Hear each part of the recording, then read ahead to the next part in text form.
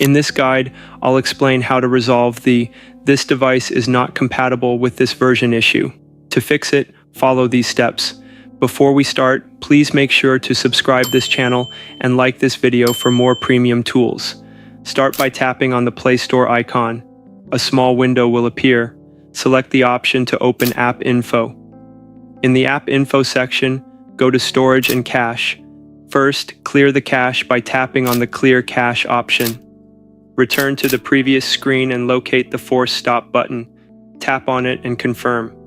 Next, go back to Storage and Cache, and this time choose to clear storage. Confirm by clicking OK.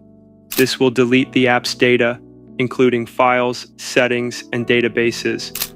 Once done, search for PUBG or any app where you encountered the device is not compatible issue.